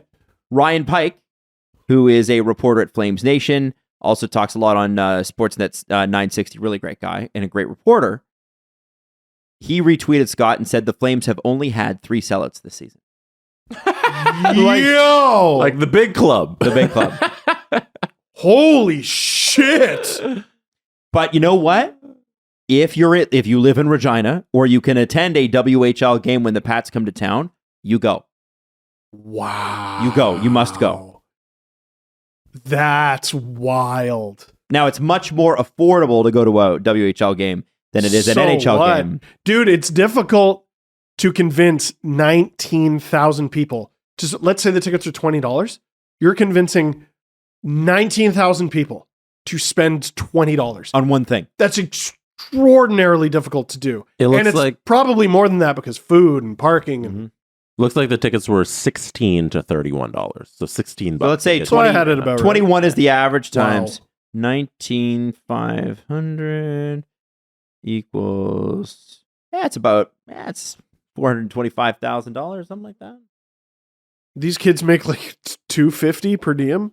Yeah. So he's making money for the WHL right now. Big time. That's wild. Wild. Is it a teddy bear toss game? I don't know. Because I know the Hitmen have really, their fans have showed up for that in years past. Holy smokes. Isn't that nuts? It's a crazy thing. Wow. It's a crazy stat. There are 1, 3, 4, 5, 6, 7, 8, 9, 10, 11, 12, 13, 14, 15, 16, 17 single seats left. Buy them. In the whole stadium. No, I'm kidding. That's it. Buy I'm on them, Ticketmaster right now. You can buy 17 single tickets, and that's the only seats around the entire arena. That is wild. They're $30, these tickets. Holy crazy, right? WHL game. Pretty cool. That's crazy. Pretty cool. I thought you would find this interesting. wow. Okay. Edmonton, talking about trade deadline, and because I'm still not seeing a whole lot of crystallizing. We know, like New Jersey, they want Timo Meier. Boston's always a wild card for me because they always go out and get the person of the deadline. They always do it. And I thought they were going to get Horvat. I thought, he felt like a Bruin, didn't he? Charlie Coyle. Watch it be Timo Meier. But that'd be perfect too. He would be a perfect Bruin. Gavrikov too, because his contract's only like two something, right? And you could get fit Columbus on to the retain. Bruins. Yeah. Although Yarmo will charge you like a fourth for that. Meyer's just a good fit. Edmonton. Lot of talk between Edmonton and Arizona. What names can you think of? Chikrin. What about another one? Arizona. Vejmelka? No. Interestingly, not Vejmelka. That's what I would have guessed. Trying to think of who else they have. Nick Ritchie? Another Nick. Another Nick. Who do they have? Nick Bustad is the name. He's on the Coyotes? Yeah. Oh, I did not know that. And it's only a $900,000 cap hit, so pretty easy. 10 even strength goals. And then, the other person they're supposedly asking for outside of Chikrin is a guy that we weren't sure was going to play again this year, and that's Shane Gostis. Oh, yeah. Which would fit with the Oilers' we don't play defense. You have Tyson Barrie, who's having a pretty good season, by the way. Yeah, of course. He's played well in Edmonton. There are two guys who got to run your power play, and they'll put up points. It's believed that they are asking. Now, do you just make peace with the fact that you're never just going to be a team of defensive stalwarts and you just work on moving the shit out of that puck? That might be the move. Mm-hmm. Probably be easier to just strengthen a strength. Mm-hmm. Right? They went out and got Evander Kane last year. They strengthened the strength, and look at them. They went double down on what you are. 3 rounds deep. You know what? I don't hate it. And I'm already developing the trade in my head because you could do like Bukestad and Gostisbehere, and you sweeten it with Puljujärvi and something because you're going to have to move money out. Bukestad would cost like a second or a third rounder. So I would imagine Gostisbehere costs nothing. And then you got Bukestad for a second or a third rounder, and then you throw in Puljujärvi, you can actually play. Gostisbehere's having a great year, and he's been playing really well. I don't know why he would cost nothing. I think because of his salary cap hit, which is close to $5 million. It expires this year. Oh, okay. He's a UFA $4.5 million. If you're the Coyotes, you retain 50% because your salary cap doesn't matter. So, which is why you take Puljujärvi, right? And you take the chance that he might be all right, and then you get some asses for Ghost Bear. I think we're fleshing out the trade right here. If I'm Edmonton, I don't want that, but I feel like if you're Arizona, that's an asset you could definitely get something out of. Yeah. Yep.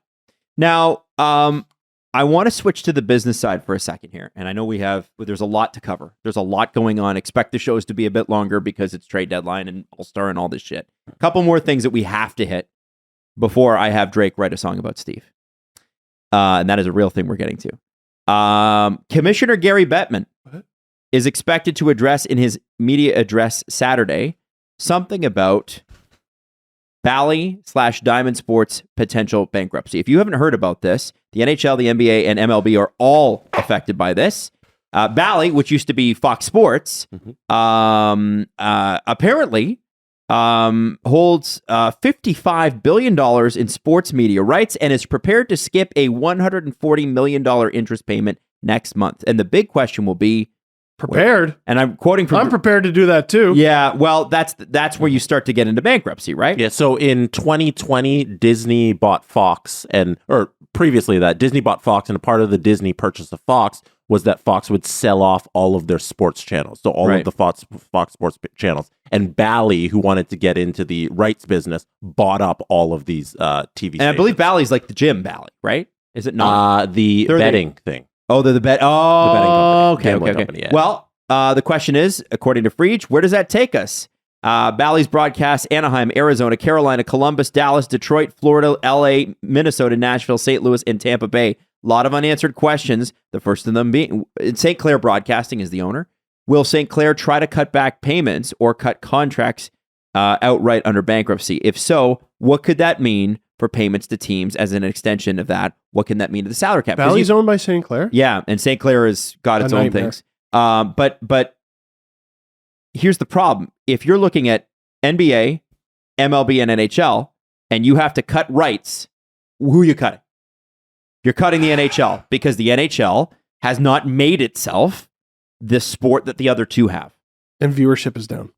A couple of sources, according to Freach, yes, and I was going to get to that, indicate there isn't a clear answer to those questions, but the affected teams are prepared for the possibility of some financial pain.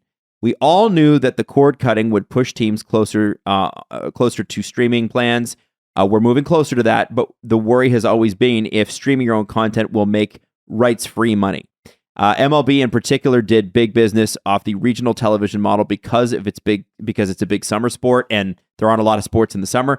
Fill up hours and hours of programming when there's not a lot of competition. One exec said this is the biggest sports story that nobody is paying attention to. And let me throw this out there. We had a conversation about blackouts on our last Agent Provocateur with Alan Walsh.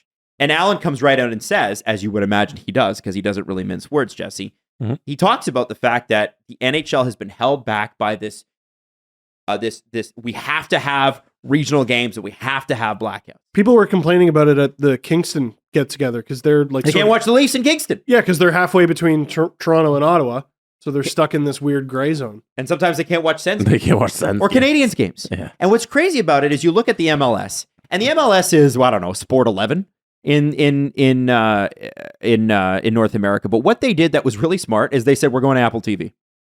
Yep, all of it. There is no such thing as regional. It's all going to Apple TV.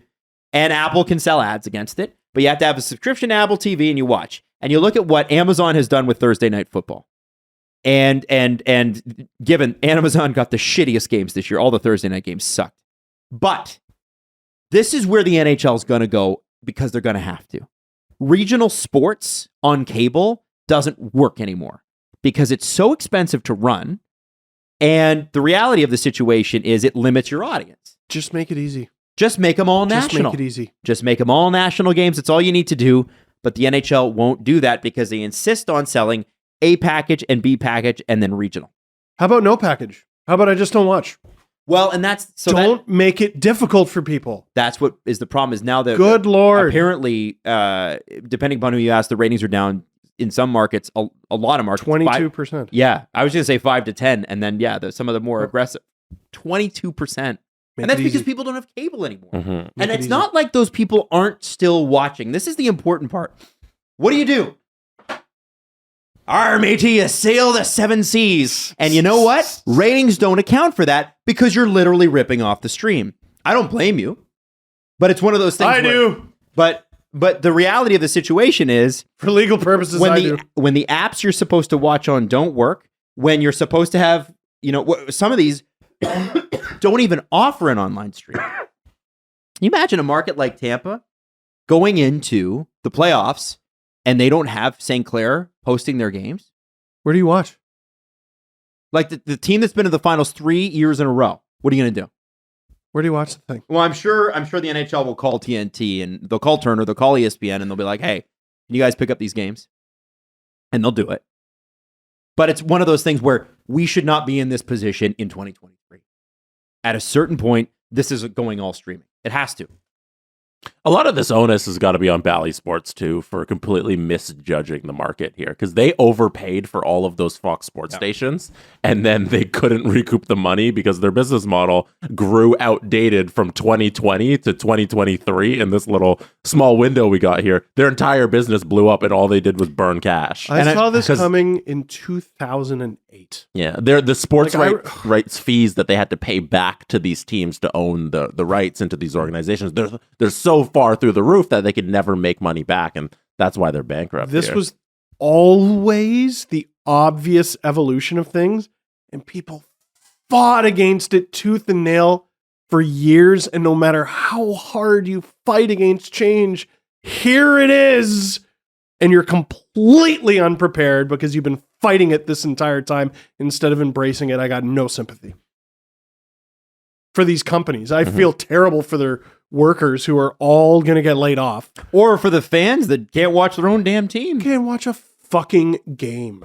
They'll find a solution to this. They will. But Think of all those teams I just named. Some of those are major market teams. Some of them are small market teams. And the small market teams you got to worry about because that is where they make their money. Yeah, the rights deals. And now they have to suffer pain because the NHL's got a dated model of how it delivers its own content. And this goes back to what we've talked about before. People on Twitter bringing this up. The best way I've ever seen it put is the guys that run the league don't watch hockey. I mean, what other conclusion are you supposed to come to? Here's the game. Here's the link. Watch it. Why in the internet age can I, like, for instance, in Canada, I'll just leave this without comment. Yeah. If I log onto the Sportsnet app, but it's a TSN game, I can see on the Sportsnet app that regional blackouts apply. Why on the Sportsnet app can I not still click on it, but it's a TSN feed? I don't know. I don't know enough about it. I don't either. And that's not me passing the buck. No, I know. But I'm not trying to make anyone uncomfortable here, but it's like, just let me watch. You know why? Because I don't watch. I'm their worst nightmare because I don't try to get around it. I try to watch something, and if it doesn't work, I watch something else. It's 2023. I'm not working for you. 2023 is not the year where you play hard to get with customers. Here's the link. There's too much else. Click it. TikTok knows with eerie accuracy where I live. You know what I mean? Mm-hmm. And it curates my feed to that. Is there a lot of Ajax content on there? You bet. You can do that with ads. Yes. You've been able to do that with ads for years. Mm-hmm. Oh, no, but we got to do this regional thing. No, you don't, you fucking idiot. Stop. No, we're not going to stop. Okay, well then die. Mm-hmm. And now it's dying. And none of us should be surprised or feel bad. Well, I do feel bad for the fans and I do feel bad for the teams. That sucks. Yeah, I feel bad for the fans, and bad for the teams. It always affects you. Here's how it affects you if you're a Toronto Maple Leafs fan or an anybody fan. It could affect the cap. Yep. Hockey-related revenues will go down if Bally goes down, meaning that the cap next year will not be as high as it should be. Which means free agency is less fun. And Gary's addressing it. I bet it's good news. Well, it's always good news. I don't know if, I'm sure, I honestly believe that Gary's going to find a solution on this one. He has to. It's his mandate. It's a mandate. Oh my God. Yeah. It's pretty wild that we live in that way. It's sort of like just give people access and they'll buy it. Right? Yep. Generally speaking, people are honest and they're just like, hey, where do I find this? Mm-hmm, mm-hmm. Now, the next thing that's going to happen that's very interesting is the NHLPA is going to hold an executive board meeting during All-Star Weekend. 32 representatives. Not all will be in Florida. Some will be online, but those players were asked to make themselves available. Freed says he's not sure if there's going to be a vote or an announcement on the new executive director, but he said we're getting close to the end of this process. If you remember, they said they were going to have one by last summer, and they didn't have one by last summer. NHLPA? The NHLPA said they were going to have a new leader last summer. They didn't get it. Under the leadership of Buffalo's Kyle Okposo, the search committee's done a great job of keeping things secret. And you're right, because you haven't heard anything about it. It sounds like we're down to the last 2 or 3 candidates. As mentioned, one is believed to be a former player agent and Vancouver GM Mike Gillis. Freed said, I had heard there was an external candidate, possibly someone with a career in the American political world, but that's been disputed. So admittedly, I don't know what to make of that. Could be a misdirection. It hasn't been easy to gather information. Now, that wouldn't be abnormal. The last 2 guys that have come in, I don't believe Bob Goodenow was associated with hockey. Maybe he was before. No, he was an agent. And then Donald Fear was part of baseball for a long, long time, was part of their player union. So it could be somebody from a different sport. You don't know. Yeah, he was with baseball before he just started collecting a salary. Does anyone do anything? Well, I think if I'm the PA... What the fuck? If I'm the PA, this is the guy that's leading me into the next lockout. Oh, great. So you want to take your time and find it. You really... Man, I'm getting shit on by thousands of people from across the world, and this is so much more depressing. It is. Well, I don't want to make it depressing, but that's... If you look at Gary Bettman's negotiation tactic, he starts with the lockout, and then you negotiate. Yeah. Every time. The only time there hasn't been a labor stoppage is when there was a labor stoppage because of a pandemic and they extended the deal. Right. So, right. And that side, both sides wanted that to happen. They wanted to get through it. Mm-hmm. So to me, The last few times that I've seen, Gary Bettman's gone, we're locking you out and we're not paying you and we're just going to let you suffer until you buckle. And each time the players union has buckled a little.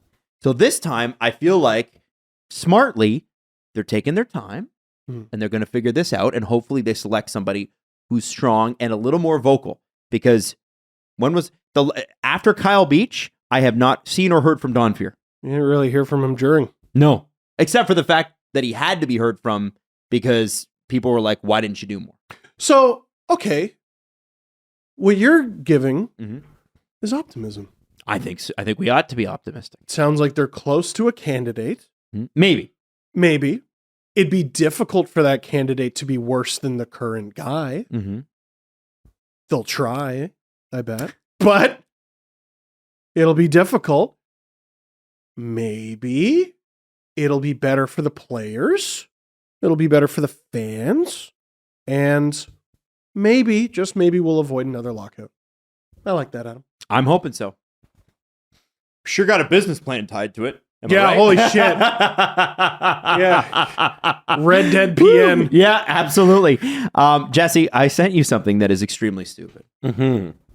But I wanted you to know that you've seen this chat AI stuff that has been taken off, these artificial intelligence? Not really. Okay, well, these chat bots or whatever, they're supposedly going to become sentient in like 5 to 7 years and probably take over. But until then, we should enjoy the ride. And this one is fun because you can put in any name or any word or any sentence and it spits out a Drake song. Okay. But it's all royalty free, so we can actually play it. So I thought... Are you serious? Yeah, so I thought it might be fun to create a Steve Dangle Drake song. Have you guys heard this? Well, it spits out something new every single time. It's just making it now. It just makes it so up. Put on your glasses so you can see. So you don't know if it's fire or not? No. Is it fire? It's making it. Yeah. So we'd have to... You want me to type in Steve Dangle? Right, in Steve Dangle, and then... Why is the picture Drake with the Terminator eye? Oh, because it's just AI. Yeah. Okay, so it's going to create a Steve Dangle song. Generate. And it will come up with lyrics and stuff, too, that are all completely unique. And you can do this over and over and over again. Okay, generate. And I've always wanted to know what a Steve Dangle Drake song might sound like. Warming up, it says. Ooh. Lyrics processing. He makes too much music. It's hard to keep up. Can I just say it? Oh, yeah, man, that new Drake album. And I'm like, I am 8 albums behind, bro. Like, you make too much shit. Bless you for the hustle and everything. But like, how many albums does he have? Oh, it's a lot.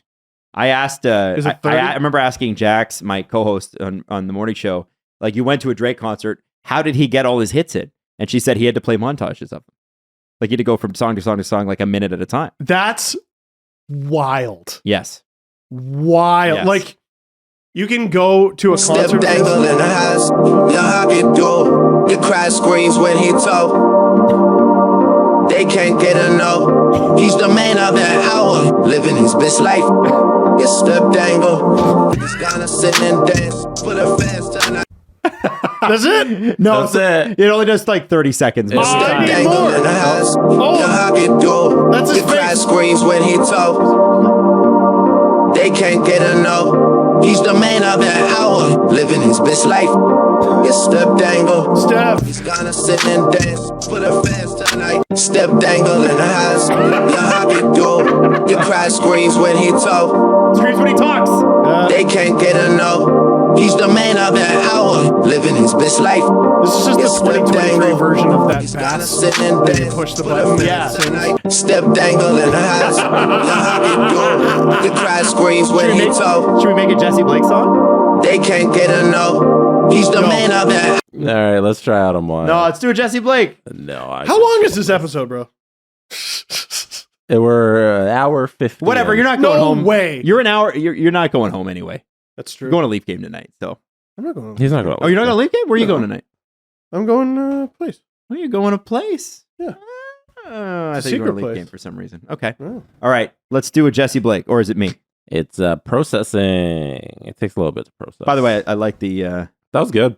Wasn't that good? He's It's a lot the- better than you think it would be. He's the hockey dude. Yeah. I like that. That's funny. Does it say he's the hockey dude? That's the lyrics, yeah. Steph Dangle, he's the hockey dude. So apparently it scrapes the he's internet the man of the hour. For keywords and stuff associated too, which is kind of neat. That's not a bad song. But, no, my boss just texted me like, having fun? What That's do you mean? basically all my texts. Oh, Brad Marchand. Yeah. People are checking on me like, are you all right? And I'm like, Brad Marchand tweeted a picture of me. It's cool. It's pretty cool. Yeah. Pretty cool day. I mean, I watched him score a gold medal winning goal. Oh, here we go. I'm running, I'm racing, my head is pacing. I'm gonna make it on my own. Long roads and time apart. I'm running, I'm racing, my head is pacing. I'm gonna make it on my own. Long roads and time apart. My feelings ain't all torn apart. You spent a long time. Never knew it'd be hard to be alone. I'm searching for them wild. Can't let him go. No way. Can't treat my heel from crying. My heel? I'm searching for a wild. Can't leave him behind. No way. My love is never dying. Is Drake in love with me? Does he love me or is he in love with me? Let's do a Jesse Blake one. Come on. He's in love with you. Oh my God. He's Can we do or do you want to do a Gary Bettman? What do you guys want to do? Who do we want to Let's do somebody like legit famous. Let's do Brad Marchand. Okay. Can we do Brad Marchand? Brad Marchand. Steve's not paying attention. No, yeah, we can do Brad. I think we've reached our limit with Steve. We're almost 2 hours. Have we lost him?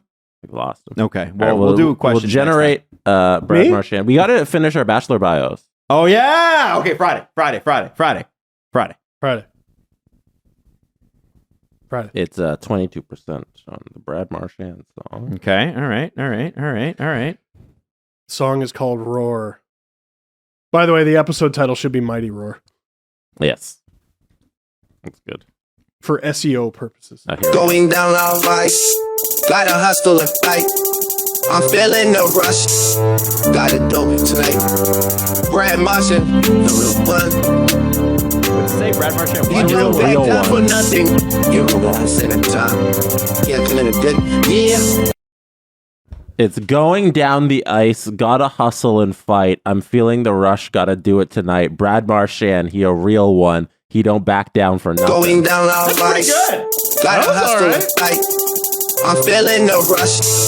Gotta do it tonight. Brad Marchand, the real one. You don't back down for nothing. You guys in the time. How's this one, subwoofer guy? Yeah. Going down all right. I like those lyrics. It's pretty good. Anyway, I wanted to show you guys Drake AI. Drake like AI. Isn't Not that bad. Good? It's fun, right? It does a decent job for a computer. Exactly. But sometimes it's like it generates the lyrics perfectly, but then Drake pronouncing some of the words is not great. He couldn't say Adam Wilde. Or Stev. But yeah, he couldn't say Steve. Steve Dangle yells. Dangle. Stev. Like you'd think the AI would know the word Steve and not Stev. Well, more like AI, but the A is ass. Ass intelligence. Ass intelligence. Shall we wrap it up? I think can we name the show Ass Intelligence? No, we can't. It's the show after for Horvat, right? Isn't it? That's got to be Ass it. No, we already did that. Oh, wait. No, we did the show I before. think we got to do Mighty Roar. All right. Ass Intelligence. Ass intelligence. Mighty Roar / Ass Intelligence.